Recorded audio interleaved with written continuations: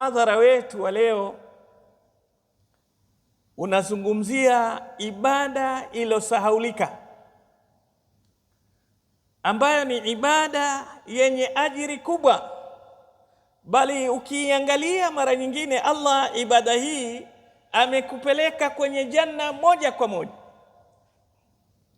Nayo ni ibada ya jabrul khawatir, ibada ya kuziunganisha na kuzituliza na kuzipa matumaini fikra na nyoyo za watu, kuiunganisha mioyo iliyovunjika.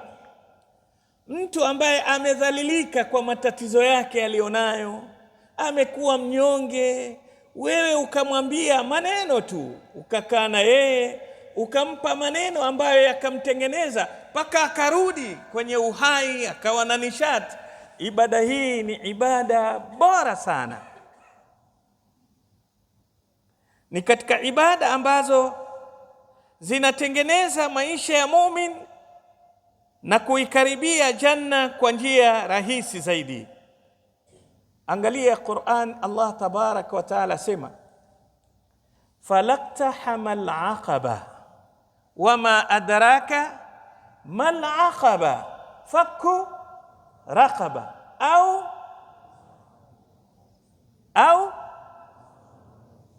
it'amin dhi masghaba yatiman dha maqraba au miskinan dha matraba thumma kana min alladhina amanu.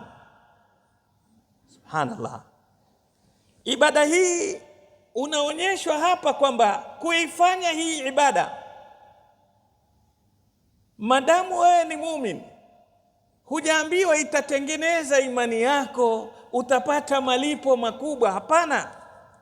Allah asema falaqtahamal aqaba. Katika tafsiri za Kiswahili nimeipenda tafsiri yenye lugha ya Kiunguja, Sheikh Abdullah Saleh Al-Farisi amefasiri neno ambalo wengi kwetu litakuwa ni geni. Asema, kwa nini hukwei mlima? Shekhe, kukwea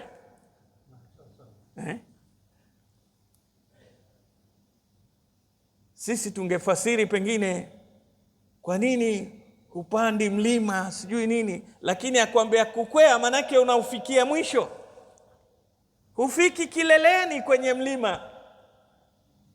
Wama adraka mal aqaba, mlima huu ni nini?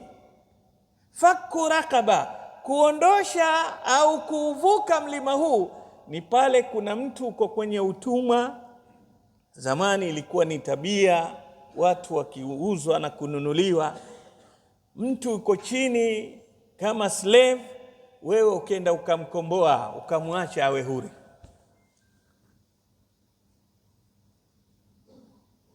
Sasa asema Allah, kwa nini uchelewe kuingia janna kwa kutokuvuka mlima huu? Ni kizingiti gani kinachokukataza na kuingia janna? Kama kuna mtumwa ukamwacha huru, wewe uko ndani ya janna. Leo hatuna watumwa, lakini kuna watu wako chini ya utumwa, amezidiwa na madeni. Kuna mtu ameshindwa,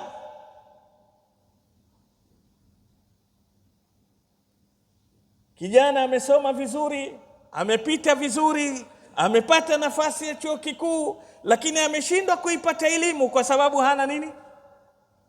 Huyu yuko kwenye utumwa wa ujinga, kwa sababu utumwa wa ufukara, wa umaskini. Kuna mwingine yuko gerezani kwa ajili ya deni. Kuna mwingine yuko hali ile kwa hali ile. Hizi zote ni katika vitu ambavyo vimfanya mtu awe mnyonge. Sasa wewe ukiweza kumtoa kwenye unyonge huu, wewe umeukwea mlima na umeshukia ndani ya janna.